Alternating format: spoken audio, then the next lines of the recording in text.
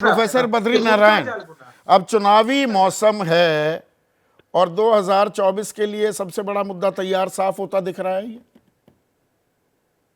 संदीप जी, मुझे ये लगता है कि ये जो मुद्दा है सचमुच एक बड़ा मुद्दा बनाने की कोशिश चल रही है। और ये नेताओं के को देखते हुए, उनको सुनते हुए बार बार मुझे लगता है गालिब की पंक्ति है कि इस सादगी पे कौन न मर जाए ये खुदा। वो हर क्षण राजनीति करते हैं और कहते हैं नहीं नहीं हम राजनीति नहीं करते, ये तो बहुत हाँ। तो ये और बड़ी बड़ी शब्द में डालते हैं। लेकिन जो पूरा मामला है वो एक पॉलिटिकल है, और दूसरा इसका जो सोशल एस्पेक्ट है वो एक इलीट सर्किल का विस्तार है।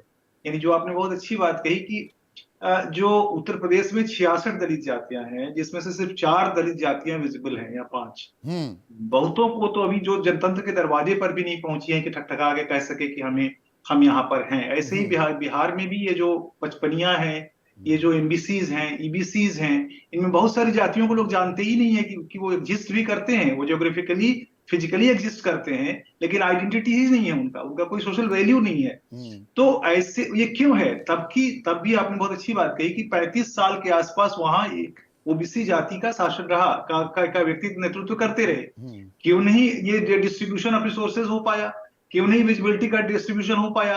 क्यों नहीं सिंबॉलिक पावर का डिस्ट्रीब्यूशन इन जातियों तक हो पाया?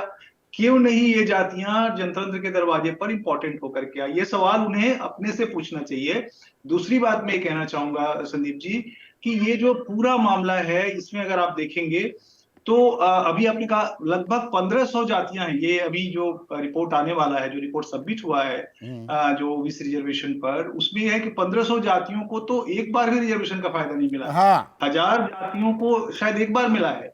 तो ये बहुत सारा कॉन्ट्रडिक्शन है। और इस बारे में काशीराम तो जी की मुझे मतलब बहुत ये याद आती है। जरूरी तो है, चिन्हित भी होने चाहिए, तभी टारगेटेड बेनिफिशियरीज तक चीज पहुंच पाएगी, वो दाखिले वो नौकरी मिल पाएंगे। तो कराने में मजबूरी क्या है अगर जरूरी है तो? नहीं ये कराने में बीजेपी के मजबूरी लिए भी नहीं है। गले की हड्डी बन गया है क्या? इसीलिए बिल्कुल नुआंसेस पर बिल्कुल नुआंसेस बीजेपी बिल्कुल घुसाए जा रही है इस पूरी चर्चा में। बिल्कुल बिल्कुल संदीप जी, देखिए एक ऐसा ये इशू है ना कि ये जब निकलता है जिन्न की तरह तो कोई इसको रोक नहीं सकता और कोई इसको अंदर भी नहीं ला सकता। ये फैलता जाएगा, लेकिन फैलता जाएगा तो ये हमेशा डिवाइसिव भी होता है। जैसे अभी आपने दिखाया महाराष्ट्र में भुजबल कह रहे नहीं मराठा को निकालो, मराठा कहेगा हमको भी मिले।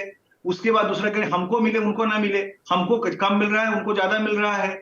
तो ये हमेशा वो जो बटधारी की लड़ाई जो होती है उसमें बदल जाती है। और एक जो बड़ी बात है, मैं काशीराम की याद करना चाहता हूँ, मानवर काशीराम जी का। उन्होंने एक बात कही थी, ये जो जितनी संख्या भारी, उन्होंने बहुत इस नारे को महत्वपूर्ण बनाया था। लेकिन हुआ क्या, जिसकी जितनी संख्या भारी उसको तो मिल गया, यानी जाटवों को मिल गया, यादवों को मिल गया, नॉट ऑल, थोड़ा ही मिला है।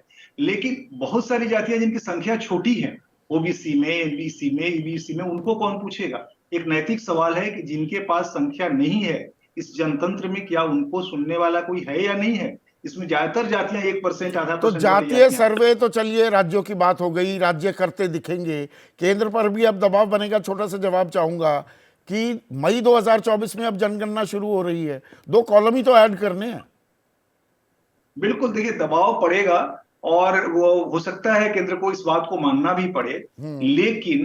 लेकिन इसके बहुत बड़े सोशल रिपरकशंस होंगे।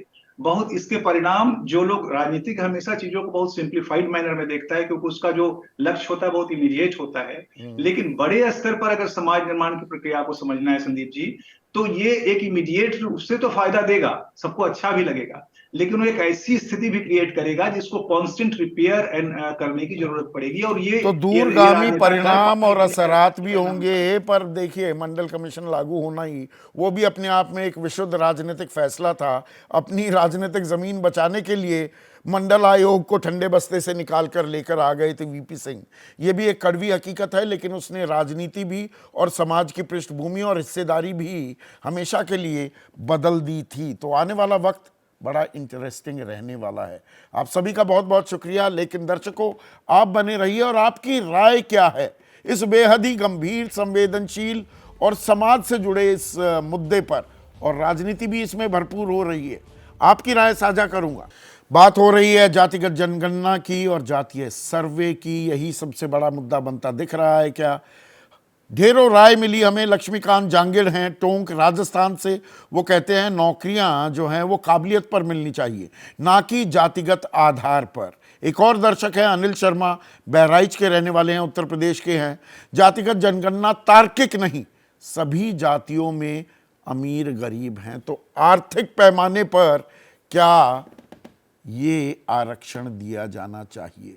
डिबेट बहुत इंटरेस्टिंग है, पर क्या राजनीति ही हावी रहेगी या तार्किक और तथ्यों के आधार पर हम विमर्श भी करने को तैयार हैं। आज इतना ही, नमस्कार। जैसे ही घड़ी का काटा दोपहर 2:30 पे आए, बबीता जी का दिल सास बहू साजिश के लिए मचल जाए। और ये है इनकी बहू, पूरे दिन ऑफिस की टेंशन हो जाए गॉन जब ये करें अपना फेवरेट शो फ्री टाइम पे ऑन। इनकी तरह आप भी देखिए अपना फेवरेट शो अपने टाइम पर और डाउनलोड कीजिए एबीपी लाइव ऐप अपने स्मार्ट टीवी पर।